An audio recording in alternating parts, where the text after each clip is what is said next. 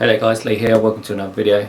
In today's one I'm just going to be talking a little bit about RAM and why you always want to be using matched sticks of RAM, matched pairs, or matched, what the word would be, I don't know, try something, I don't know, a triple, I don't know, pairs, try something, and then quads. Anyway, so I'm just going to keep on recording until good stuff comes out in this video. So what I really wanted to talk to you about was RAM, why you always want to be using the same matching sets of RAM, and you don't want to be mixing and matching. The primary reason why you don't want to be mixing and matching your RAM sticks is because bad things will happen. I mean, it's likely that no one will come to any serious harm from mixing and matching your RAM sticks, but generally not good combinations of things will happen. When you mix and match your RAM sticks, you're always going to get these kind of weird incompatibilities and bugs, glitches and things like that. I'm not saying that you can't mix and match, sometimes you can, but they generally cause more problems than any normal person would want in their lives, and myself included. So just continuing on, what I've recently done is I had a system which had 2 gigs of RAM, a match pair, worked very nicely. I found out that I needed to upgrade the system RAM to 4 gigs for a particular application. And I had 2 single 1 gig sticks of RAM. It was actually DDR2 laying around. One was a Kingston stick and one was a Transcend stick, I think. So what I did was I added those into the system with the match pair of OCZ sticks of RAM, and booted up, and then I got weird problems, which is what I kind of expected. I did actually manage to find like a workaround, and then I was able to sort of get into Windows, and actually Windows worked perfectly well. It's been working really well, but like I say, you do get these weird glitch type things from time to time, and one of the glitches is what I'll share with you, was a BIOS glitch. What happened is when I installed the additional RAM, when you booted into, or it comes off, when you boot up the machine and it goes to post, then when I was entering the actual BIOS, it would freeze, and that obviously was not good, because I wanted to change the boot order of the drives, which I was unable to do. I couldn't change the time or the date, so that caused problems in Windows. I had to obviously reset the time and date and stuff like that. So that was all caused by these 2 extra sticks of RAM, which obviously gives you the performance increase in RAM, but like I say, sometimes from time to time you're going to get these weird glitches. So in my case, it actually showed up in the BIOS. You might find that if you mix and match your RAM, you get these weird glitches in other parts. So sometimes it might be when you're playing games, other times it might be when you're doing file transfers. So these weird glitches can pop up from time to time. So the takeaway from this is always buy matched sets of RAM. So you always want to be going for the same brand of RAM. You always want to be going for the ones with the same cache latency timings, and you always want to be going with the same frequency. Obviously you're going to be buying the same actual format of RAM as well, so you're always going to be buying, you know, DDR2, DDR3 or even 4 nowadays, but always match it up as best you can. If you can't find the actual original brand that you bought, always get as close to it as you can. Always try and go for the same manufacturer, same speed, and like I say, same timings. They might not have that particular exact version, but generally it'll be the same or very close to it, and that's going to reduce any sort of issues for you. So if you have a system and you're looking to upgrade, yeah, always upgrade with the like-for-like RAM, or even depending on how many years you've left it, you might even want to remove that RAM completely and get, like, you know, if you've got originally 2 sticks of RAM for one brand and you can't find another 2 to match with it, then you might just be better off buying 4 whole new sticks of RAM. Like I say, if you've left it for a couple of years, the RAM prices would have always come down, so you'd probably be able to buy 4 rather than sometimes the original 2, which is what I actually did for a build that I'm going to show you. So, okay, so in the system that I'm going to show you now, like I say, it's the one that I've had, originally had 2 gigs, and then I upgraded to 2 gigs, but it was a non-matched set, and it caused some weird BIOS glitches and stuff. So what I've actually done is I've purchased a complete set of 4 sticks of 1 gig RAM each, DDR2. It's old, but it's going to work fine for us. I'll just show you. I've got it over here somewhere actually. So this is our replacement RAM. It's all in there. 4 sticks, the same. Well, they're all supposed to be the same. They're all slipping about there.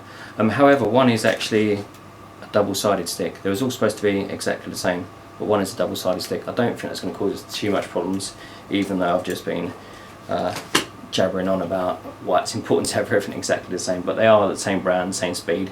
Just one of these is a double-sided one. So hopefully that doesn't cause us any issues.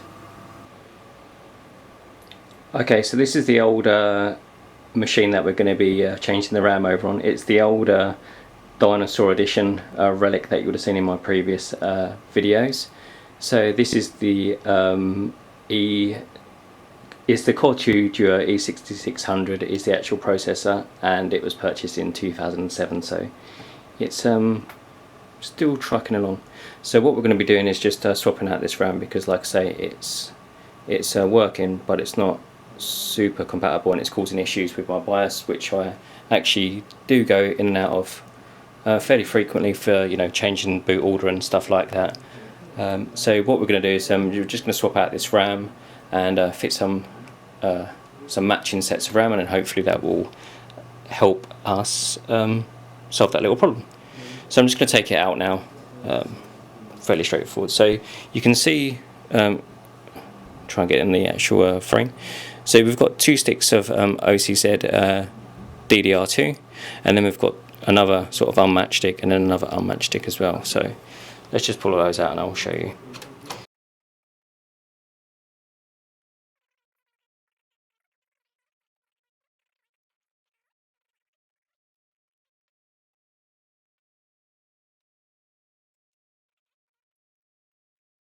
So at the top we've got the DDR2, the OCZ stuff. It's actually, I'll just show you a little bit closer, it's actually quite a nice stick of RAM. It's got like a nice metallic red heat spreader on there, which is quite nice, and it helps with the cooling, looks good as well.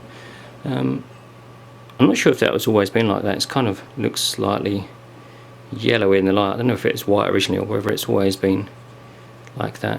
But yeah, that's that. And then we have these. This is what I was saying about the unmatched set. So this one is a Transcend DDR2 800. You can see the actual profile is a lot slimmer as well. And then this is a Kingston as well. So they're not great to go together. You can run them together, but like I say, it's not ideal. You get these weird issues and stuff. So that's all the old stuff. I'm actually going to be using, I think, probably the OCZ in another machine.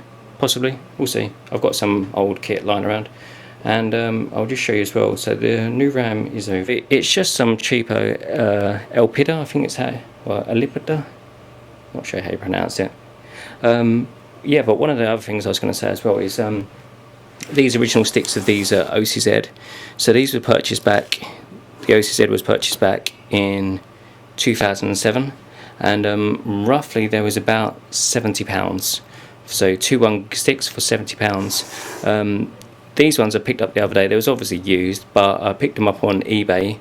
So it's 1 2 3 4 gigs for £7. So that just shows you how the price of RAM drops over time. So I thought I'd share that with you. I thought that was quite interesting just to see how much it drops. Yeah, over the period of time. Although it has been almost 10 years, so I think it's fair to say that's not unexpected.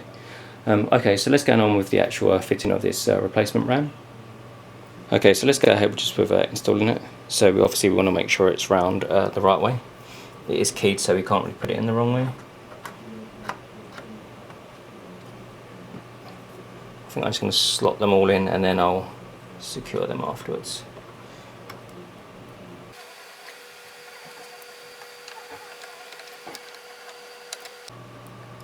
Okay, so we should be able to carry on now. The camera just bugged out there. So I've just got all the RAM seated loosely into the slot, so I'm just going to apply some pressure now and just secure those in. So one end and then the other. And then, snug. One end, the other.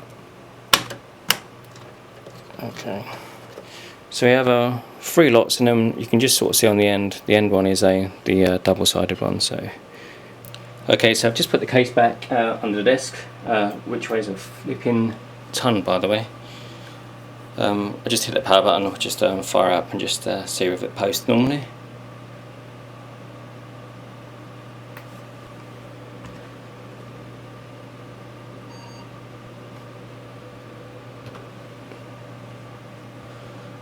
Well, the time's working this time, so that's a good start. So I just need to set the actual time. I will stop that with you guys, and then I'll just I'll do like a benchmark or something in Windows just to show you it all running normally. Okay, so I've just booted into Windows. It all looks normal there.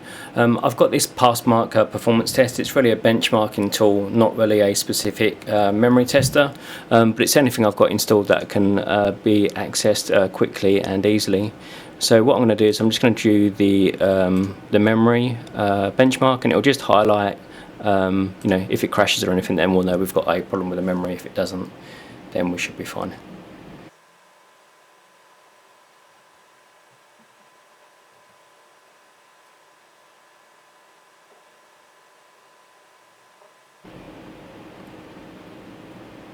Okay, so that's finished. There's no, I wasn't really testing the actual memory for a benchmark, but there's the actual stats. I'm not even sure if you can see them where I'm rolling past it. Okay guys, so that's it for this video. I just want to say thanks for spending some time with me, watching me swapping some memory for some other memory. I just want to share that sort of process with you. Like I say, I'm just going to capture some of these jobs that I have to do during my normal day-to-day things, and I just want to keep on sharing those with you. Some of it might be interesting, some of it might be not so interesting, but we'll just continue as we have been. So yeah, thanks for watching guys, appreciate all your support. Till next time.